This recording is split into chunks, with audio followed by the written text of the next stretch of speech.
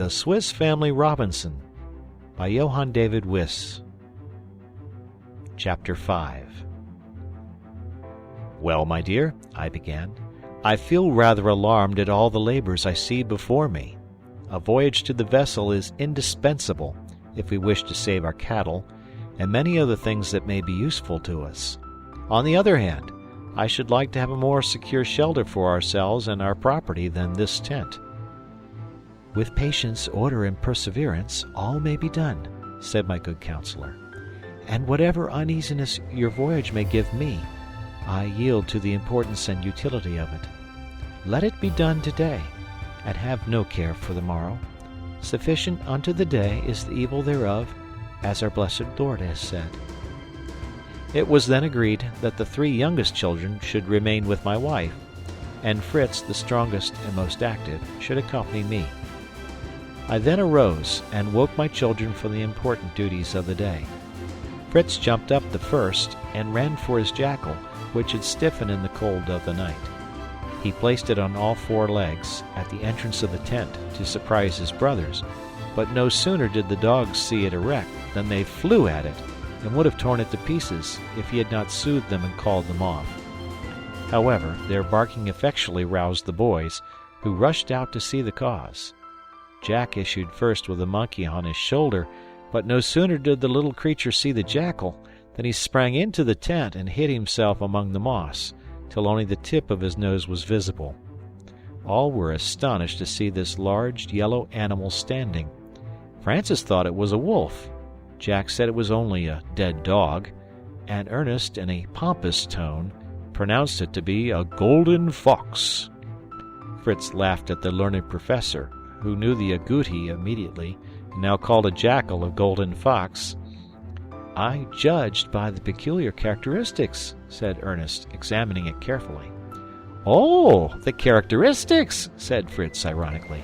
Don't you think it may be a golden wolf? Pray don't be so cross, brother, said Ernest, with tears in his eyes. Perhaps you would not have known the name if Papa had not told you. I reproved Fritz for his ridicule of his brother, and Ernest for so easily taking offense. And to reconcile all, I told them that the jackal partook of the nature of the wolf, the fox, and the dog. This discussion terminated, I summoned them to prayers, after which we thought of breakfast. We had nothing but biscuit, which was certainly dry and hard. Fritz begged for a little cheese with it, and Ernest, who was never satisfied like other people, took a survey of the unopened hogshead. He soon returned, crying, If we only had a little butter with our biscuit, it would be so good, Papa. I allowed it would be good, but it was no use thinking of such a thing. Let us open the other cask, said he, displaying a piece of butter he had extracted through a small crack in the side. Your instinct for good things has been fortunate for us, said I. Come, boys, who wants bread and butter?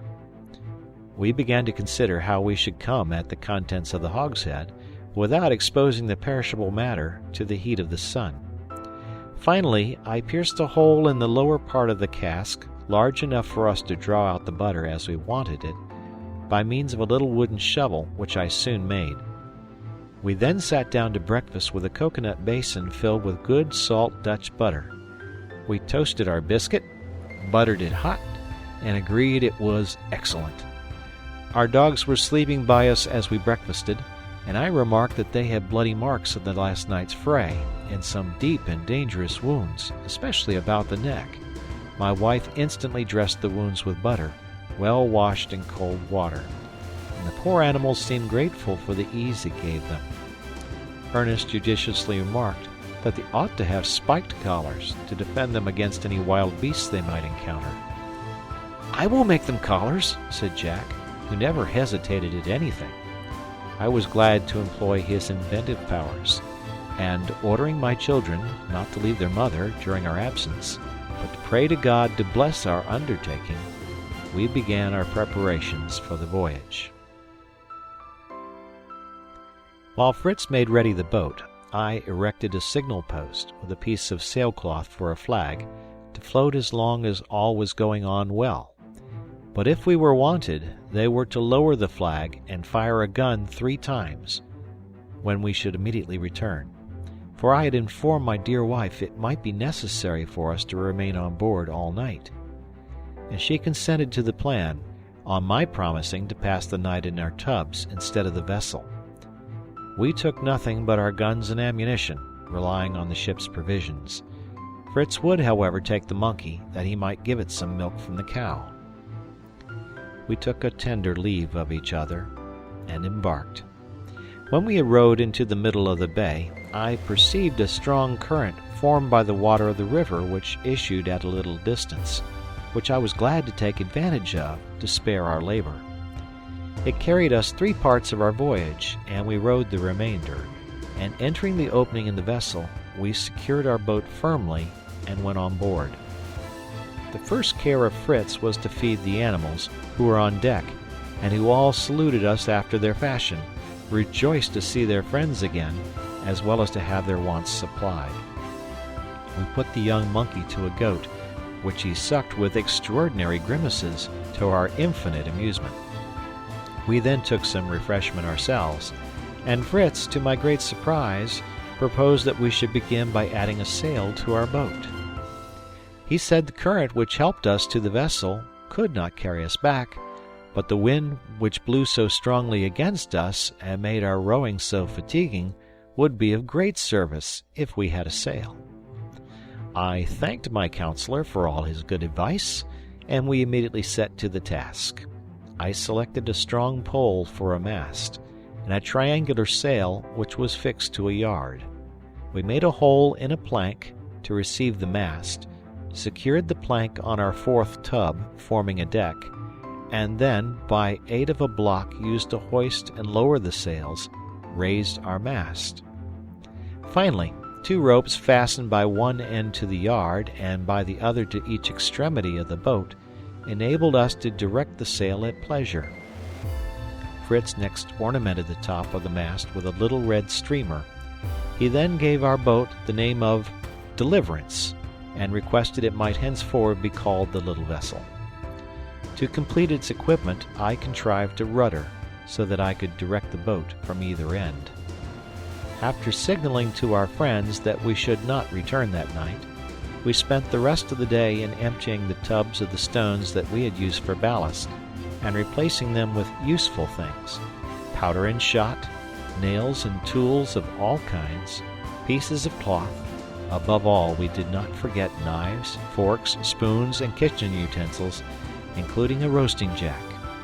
In the captain's cabin, we found some services of silver, pewter plates and dishes, and a small chest filled with bottles of choice wines. All these we took, as well as a chest of eatables intended for the officers' table, portable soup, Westphalian hams, Bologna sausages, etc., also some bags of maize, wheat, and other seeds, and some potatoes.